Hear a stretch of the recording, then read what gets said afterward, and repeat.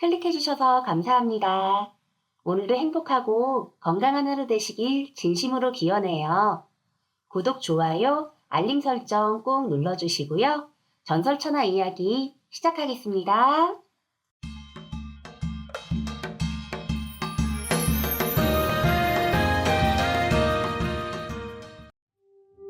그런데 이 윤씨 부인의 딱한 처지를 유심히 지켜보는 은밀한 눈동자가 있었다. 하늘이 무너져도 솟아날 구멍이 있는 것일까? 아니면 윤씨 부인이 그렇게 처참하게 죽어갈 운명이 아닌 것이었을까? 망명을 받고 조정에서 파견된 마패를 지닌 암행어사가 고을 사또의 비리를 모조리 파헤쳐 그 직권남용과 학정의 전모를 낱낱이 조사하고 있었던 것이다. 곧 암행어사 출도를 해서 그 사또와 이방과 관아의 관속들을 모조리 붙잡아 죄를 묻고 벌을 내릴 거삿날을 잡고 있었던 것이다. 그는 박어사였다. 박어사는 왕의 신임을 받고 있는 청렴하고 정직한 관리였다. 그래서 특별히 삼남지방을 돌아다니며 관리로서 직분을 소홀히 하거나 그 직권을 남용해 백성을 못살게 굴거나 뇌물을 받는 등 부정과 비리에 연루된 자는 모조리 색출하여 삭탈관직하고 사헌부로 즉각 압송하라는 분부를 받았던 것이다. 그리하여 박어사는 일반 백성으로 가장하고 이고을 저고을을 떠돌아다니며 은밀히 민심을 파악하고는 억울한 백성들의 원도 풀어주고 못된 관리들의 비리를 파헤쳐 징벌하는 것이었다.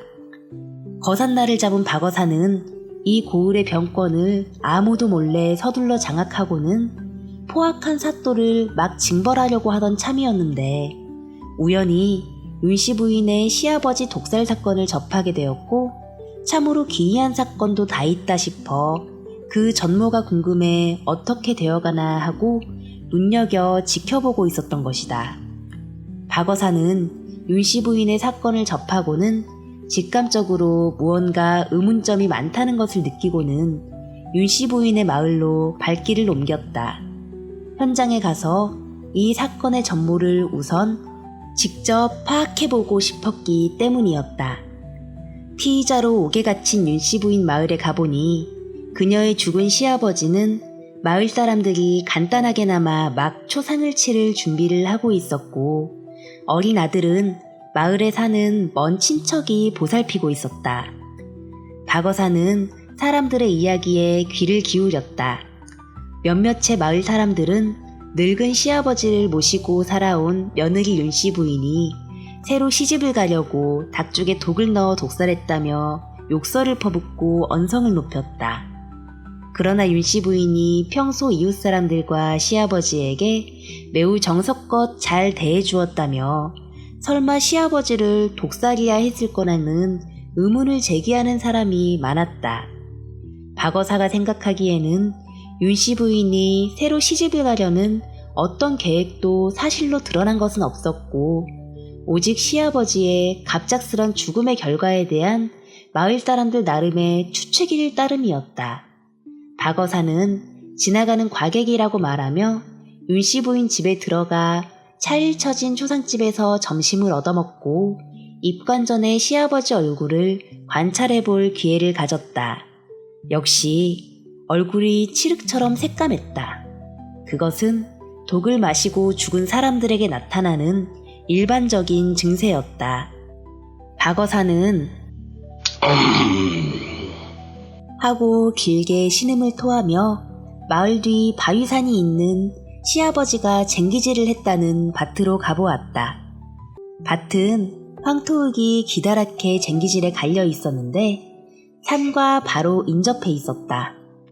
그리고 그 산 위에는 커다란 바위가 솟아 있었다.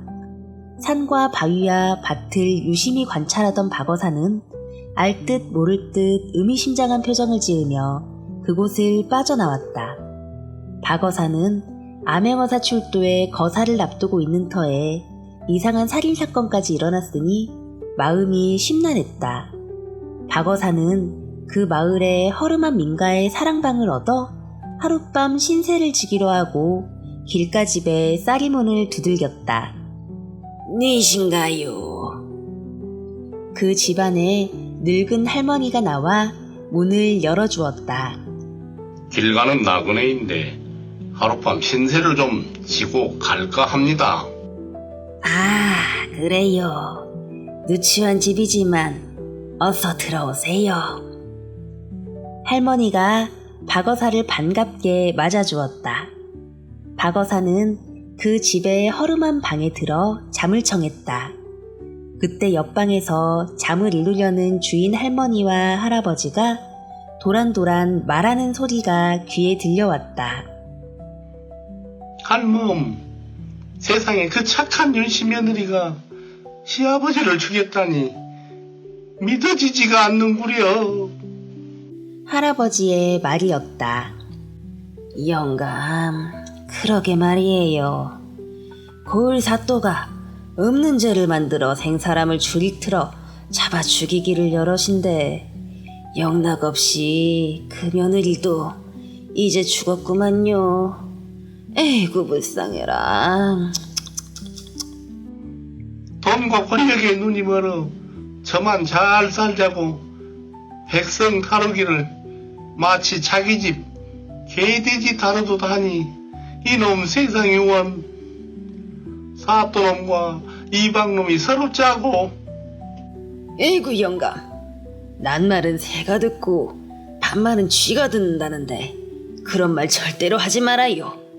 그랬다간 영감도 끌려가 격을 칠 것인데.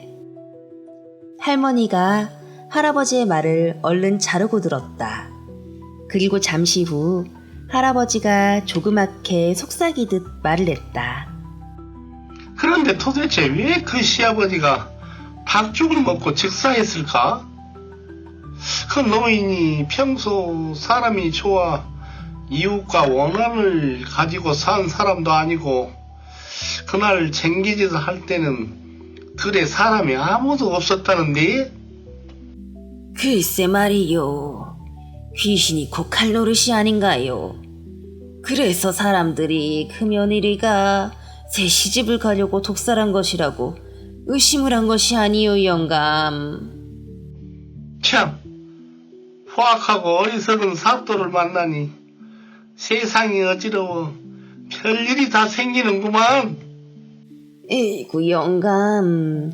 그만 말씀하시고 어서 잡시다. 그래 할멈.